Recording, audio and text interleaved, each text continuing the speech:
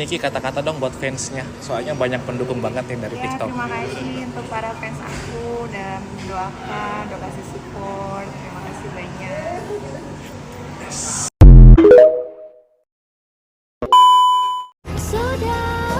Sudah cukup sampai Hari ini gimana kabarnya?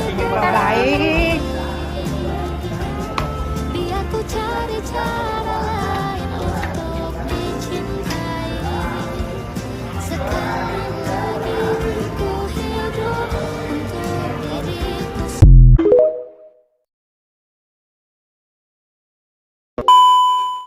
Kalian percaya nggak kalau owner-owner skincare dari daerah, contohnya kayak si ular laknat itu, pakai produknya sendiri? Hah? Percaya nggak? Apalagi mereka tahu yang mereka jual itu produknya berbahaya atau tidak ada manfaatnya. Terus masih, kalau live masih pakai filter. Masih percaya? Mereka tuh jual skincare atau produk-produk itu tuh cuma mau dapat keuntungan doang guys. Karena memang dapat keuntungannya tuh besar sekali loh dari skincare dan kosmetik. Apalagi produk ngambil dari Cina. Dari Cina itu murahnya bukan main. Tapi memang tidak ada manfaatnya. Ingredientsnya jelek-jelek. Kalian masih percaya? Kalau memang ya mereka itu orang benar, merasa namanya dicemarkan, laporkan ke polisi. Gampang kok, laporkan. Gak usah minta bantuan anak durhaka si A si B. Gak bakalan bisa. Kalau salah ya salah. Walaupun kalian laporin ke polisi, yang dilaporin punya bukti kejahatan kalian gimana?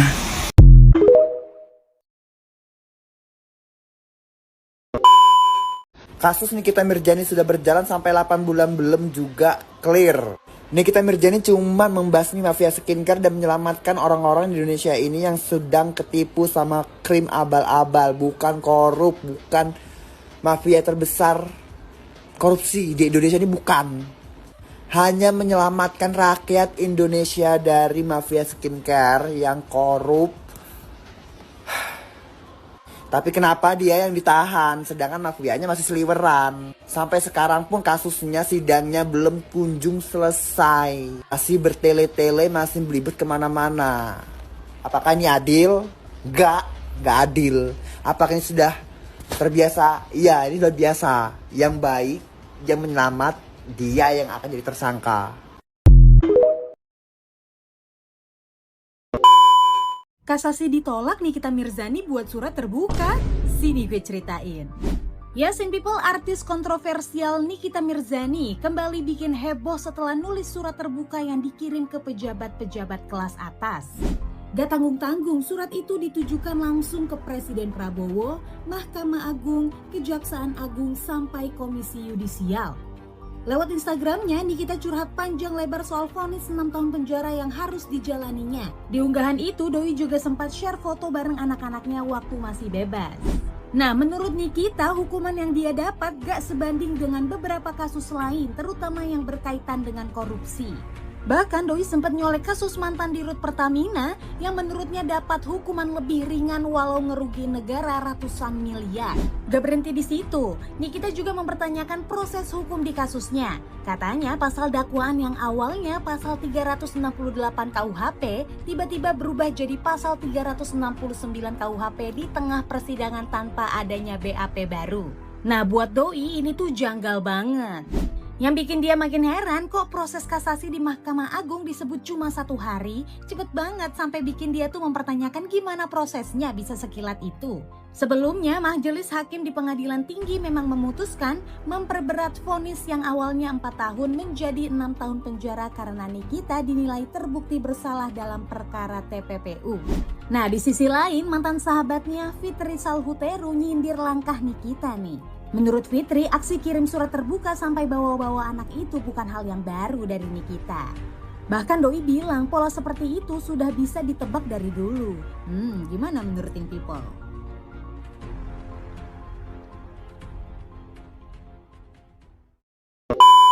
Kembali lagi di IO Channel.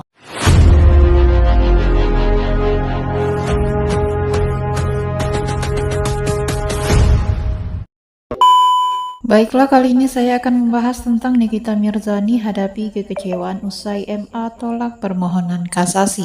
Untuk selengkapnya simak video berikut ini.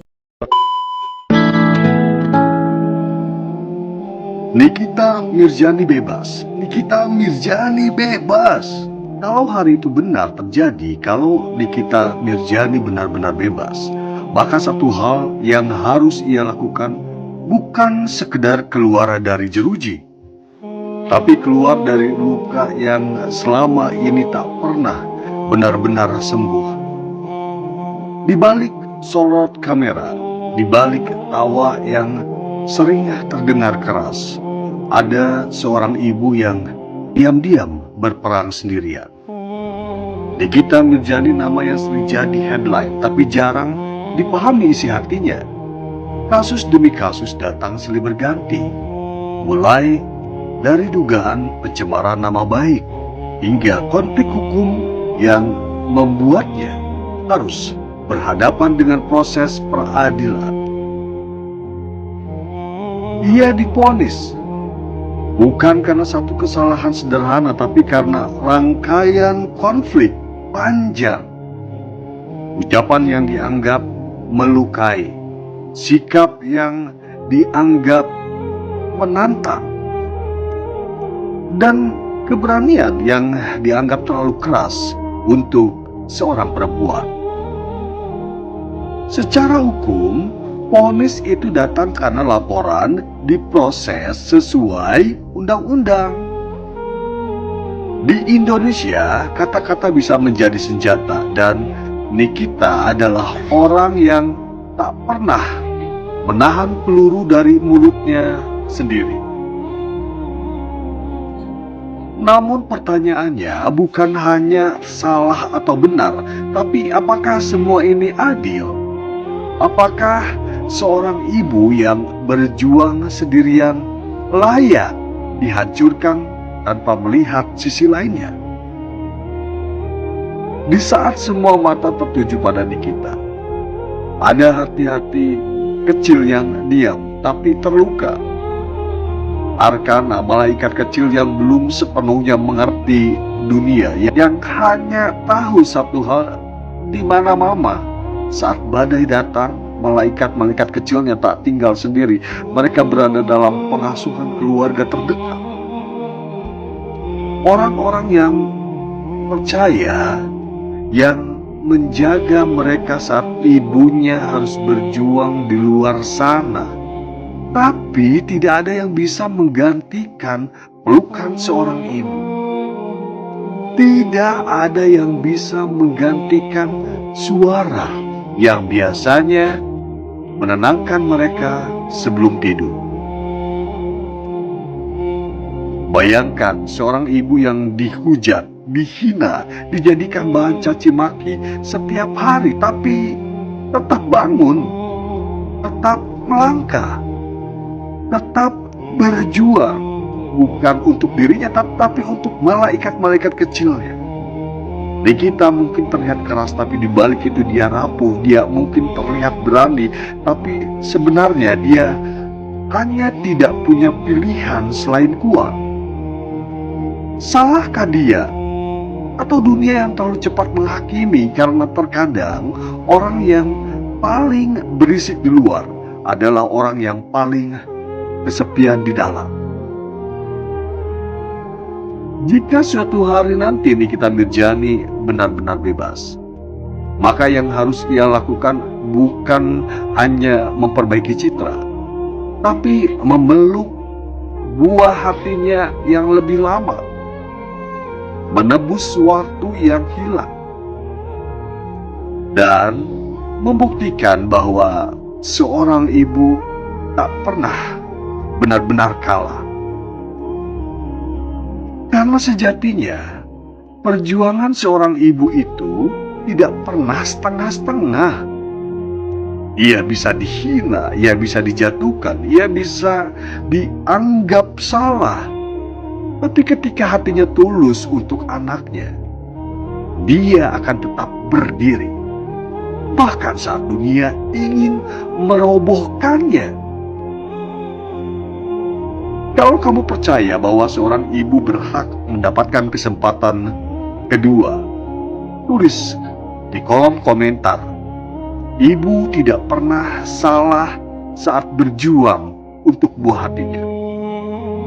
Dan follow akun ini karena Di balik setiap cerita ada luka yang perlu kita pahami, bukan sekedar kita hakimi. Karena pada akhirnya yang paling kuat di dunia ini bukan mereka yang tak pernah jatuh, tapi seorang ibu yang tetap berdiri meski artinya sudah hancur berkali-kali. Mahkamah Agung telah menolak permohonan kasasi yang diajukan oleh Nikita Mirzani dalam kasus pemerasan dan tindak pidana pencucian uang atau TPPU terkait laporan yang dibuat oleh Reza Gladys. Penolakan ini tentunya menjadi kabar mengecewakan bagi Nikita Mirzani dan tim hukumnya. Marulitua Sianturi, kuasa hukum Nikita, tidak menutupi rasa kecewa yang dirasakan oleh kliennya atas keputusan tersebut. Dia menambahkan bahwa saat mendengar putusan kasasi yang jauh dari harapan adalah hal yang wajar jika seseorang merasa kecewa. Namun Marulitua Sianturi berusaha untuk menunjukkan sisi optimis dalam situasi sulit ini. Dia menjelaskan bahwa meskipun Nikita Mirzani merasakan kekecewaan yang mendalam, wanita berusia 40 tahun itu tidak akan membiarkan perasaan tersebut menghambat langkahnya untuk maju. Keberanian dan ketahanan mental Nikita Mirzani perlu dicontoh dalam menghadapi tantangan hukum yang dihadapinya. Tim hukum yang dipimpin oleh Marulitua Sianturi berkomitmen untuk terus memberikan dukungan penuh kepada klien mereka. Kasus ini mengingatkan kita akan kompleksitas dunia hukum serta dampaknya bagi individu publik seperti Nikita Mirzani. Sebagai seorang figur publik, setiap langkah dan keputusan hukum tidak hanya mempengaruhi dirinya secara pribadi, tetapi juga dapat membawa dampak sosial yang luas. Nikita Mirzani yang dikenal luas sebagai artis dan influencer harus menghadapi sorotan media dan publik dalam perjalanan hukumnya. Dalam konteks ini penting untuk memahami bahwa proses hukum seringkali tidak berjalan sesuai harapan. Keputusan dari MA menunjukkan bahwa meskipun ada upaya hukum yang diambil, hasilnya bisa jadi jauh dari ekspektasi. Hal ini menunjukkan betapa pentingnya memiliki pemahaman yang jelas mengenai sistem peradilan dan proses hukum di Indonesia. Dari sudut pandang psikologis, perasaan kecewa dapat menjadi bagian dari perjalanan penyelesaian masalah hukum. Proses menerima kenyataan adalah langkah awal menuju pemulihan dan perbaikan situasi. Dalam banyak kasus, individu perlu menemukan cara untuk bangkit kembali setelah mengalami kegagalan atau penolakan dalam proses hukum mereka. Meskipun demikian, sikap positif dan ketahanan seperti yang ditunjukkan oleh Nikita Mirzani bisa menjadi contoh yang baik bagi banyak orang di luar sana. Dalam menghadapi tantangan hidup, terutama di bidang hukum, memiliki dukungan dari tim yang solid seperti tim kuasa hukumnya adalah hal yang sangat krusial. Penting juga untuk mencatat bahwa sistem peradilan Indonesia terus berkembang. Kasus-kasus seperti ini menggarisbawahi perlunya reformasi dan peningkatan transparansi dalam proses pengadilan agar keadilan dapat ditegakkan dengan lebih baik lagi.